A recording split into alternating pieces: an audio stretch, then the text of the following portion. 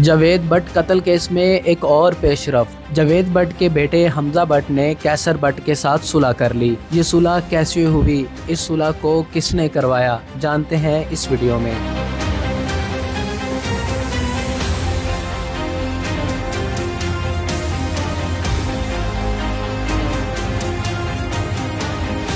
आज की इस पुरस्कार तकरीब का आगाज अल्लाह ताला के पाक नाम से किया है और आज की रात भी आपको पता है कि बड़ी अल्हम्दुलिल्लाह बड़ी रहमतों वाली रात है।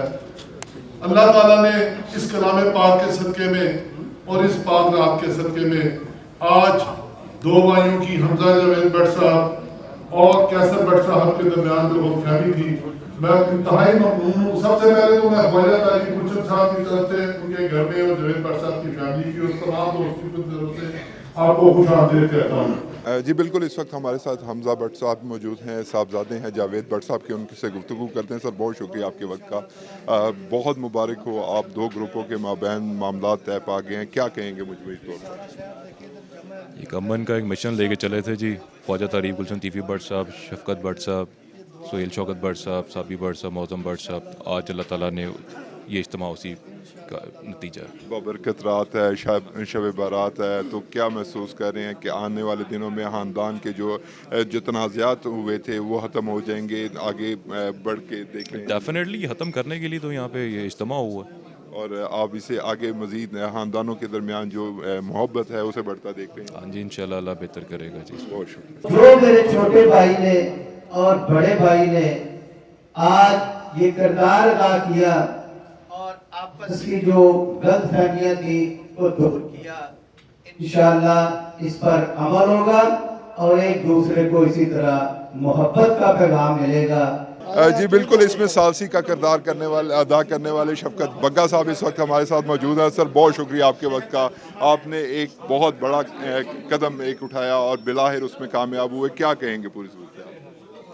मैं यही कहूँगा कि अल्लाह ताला ने अल्लाह ताला का करम हुआ है कि आज जो मिल के दोनों बैठे हुए हैं, दोनों पार्टी, वो भी अब बड़े भाई हैं मेरे, तारीफ गुलशन भट्ट साहब भी, तो ये भी छोटे हैं, मेरा ही कबीला है सारा, तो इतनी मुश्किल नहीं पेश आई सुलह करने में। मुश्किल काफ़ी देर से लगे हुए हैं, जब का ये मसला बना हुआ, जब का अपना ज़्यादा देर इसलिए हो गई है कि हम कोशिश कर रहे थे कि उनकी भी साथ हो जाए, टीपू के बेटों की भी काफ़ी कोशिश की। सुहेल साहब भी 2 दफ़ा दुबई भी गए, फिर सुहेल से छोटा है वो भी असरार भट्ट साहब भी गए, लेकिन वो कोई मशबत जवाब मतलब जो होता है कि मशबत जवाब नहीं दे रहे साइड से, बलाज की साइड से।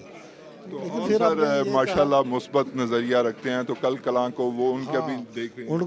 उनको ये कहा है, अभी तक भी हमने दरवाज़ा अपना बंद नहीं किया, कि वो भी उनको ये कहा कि जब भी आपका दिल करे हमारे दरवाजे खुले, हम जाके आपकी सुलह इंशाल्लाह ताला करवाएंगे। और इंशाल्लाह ताला ये जो गलतफहमियां थी या जो भी मामला थे, अल्लाह ताला ने बहुत एहसन तरीके से हम दोनों घरों के ऊपर अल्लाह ने अपनी रहमत की और हमारी कोशिश यही है कि पूरे शहर में ये अमन फैले। शुएब साहब मौजूद हैं, शफकत बग्गा साहब के साहबजादे हैं, इनसे बात करते हैं। सर, बहुत शुक्रिया आपके वक्त का भी। बताइएगा कि माशाल्लाह से जिस तरह का माहौल है, दो ग्रुपों के दरमियान एक तनाज़ा जो जन्म लिया, बिलाहिर ख़त्म हो गया, उस पर क्या कहेंगे? अस्सलाम वालेकुम, थैंक यू सो मच।